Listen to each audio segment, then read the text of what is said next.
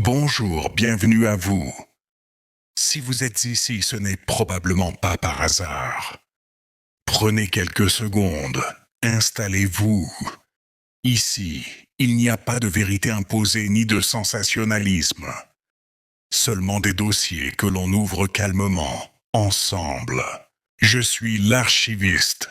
Mon rôle n'est pas de vous dire quoi penser, mais de vous montrer ce que l'on préfère taire. Si vous regardez cette vidéo, ce dossier est déjà ouvert. Certaines informations ne disparaissent jamais.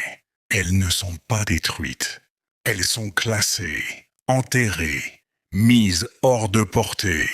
Depuis toujours, on nous apprend que l'histoire est une suite de faits, des dates, des noms, des événements figés, présentés comme incontestables.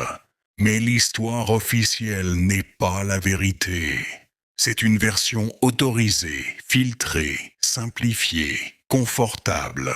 À chaque époque, certains documents sont mis en avant, enseignés, répétés, et d'autres disparaissent. Non parce qu'ils sont faux, mais parce qu'ils posent de mauvaises questions. Des questions auxquelles le pouvoir n'a jamais voulu répondre.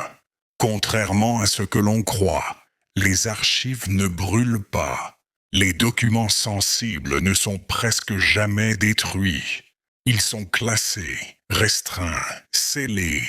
Certains dossiers sont fermés pour 30 ans, d'autres pour 50 ou 75. Et certains n'ont aucune date de réouverture. Aucune. Cela signifie qu'ils ne sont pas destinés au public. La vraie question n'est donc pas de savoir s'ils existent. Ils existent. La vraie question est pourquoi nous ne sommes pas censés les voir. Prenons un exemple. Les manuscrits anciens.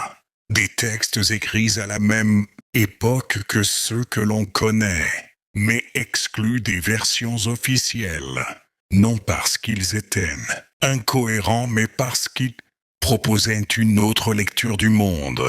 Une vision où le savoir n'était pas réservé à une élite, où l'homme n'était pas dépendant d'un intermédiaire, où la responsabilité individuelle primait sur l'obéissance. Ces textes ne supprimaient pas la foi, ils supprimaient le contrôle. Ils existent encore aujourd'hui, conservés, stockés, classifiés. Un peuple qui connaît son passé réel commence à remettre en question son présent. Un individu qui doute devient difficile à contrôler. Cacher un savoir, ce n'est pas protéger, c'est préserver un système. On ne supprime jamais toute la vérité. On en retire juste assez pour que les questions ne soient jamais posées. Si ce que vous venez d'entendre résonne en vous, posez-vous une question simple. Qu'est-ce que l'on ne m'a jamais appris? Ce dossier va maintenant être refermé, mais d'autres existent, et certains sont bien plus dérangeants. Si vous voulez accéder au prochain, abonnez-vous. Archives classées.